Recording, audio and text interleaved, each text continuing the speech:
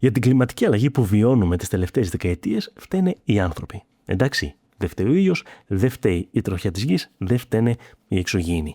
Οι άνθρωποι είναι αυτοί που καίνε ορυκτά καύσιμα για να παράγουν ενέργεια και μπουκώνουν την ατμόσφαιρα με αέρια που κάνουν πιο έντονο το φαινόμενο του θερμοκηπίου. Δεν φταίνε όμως όλοι οι άνθρωποι το ίδιο. Δεν μπορούν να φταίνε όσοι έζησαν πριν από τη βιομηχανική επανάσταση. Δεν ήξεραν καν τι είναι η ατμομηχανή.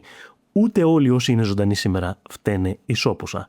Εμείς οι κάτοικοι των πιο πλούσιων και ευκατάστατων χωρών που χρησιμοποιούμε το αυτοκίνητό μας για να μετακινηθούμε και πετρέλαιο για να ζεστάνουμε τα σπίτια μας, έχουμε συμβάλει περισσότερο στο πρόβλημα. Και αυτό δεν είναι μια αποδοχή του αφηγήματος περί ατομικής ευθύνης.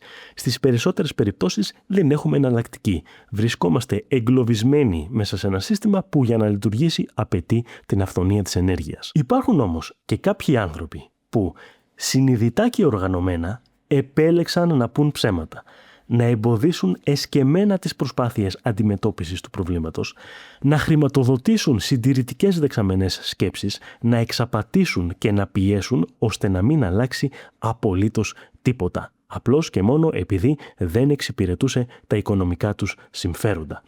Ολόκληρη η ανθρωπότητα έχασε εξαιρετικά πολύτιμο χρόνο, οι ζωές μας έγιναν και θα γίνουν χειρότερες από πολλές απόψεις και όχι από κάποια αναπόφευκτη φυσική καταστροφή, αλλά επειδή κάποιες εταιρείες κολοσσοί θεώρησαν καλή ιδέα να θυσιάσουν κρίσιμες δεκαετίες που θα μπορούσαν να είχαν αφιερωθεί στη λύση για να βγάλουν οι CEOs και οι μέτοχοί τους περισσότερα λεφτά. Χάρη σε ρεπορτάζ που έχουν βγάλει στη δημοσιότητα εσωτερικά έγγραφα δεκαετιών, είναι πλέον γνωστό ότι οι μεγάλες εταιρείες ορυκτών καυσίμων γνώριζαν αδιαμφισβήτητα τι έκαναν στο περιβάλλον ήδη από τη δεκαετία του 1960 και επέλεξαν αντί να γίνουν μέρος της λύσης να κάνουν ό,τι περνάει από το χέρι τους για να αποκρύψουν την αλήθεια και να θολώσουν την κοινή γνώμη γύρω από το ζήτημα της κλιματικής αλλαγής.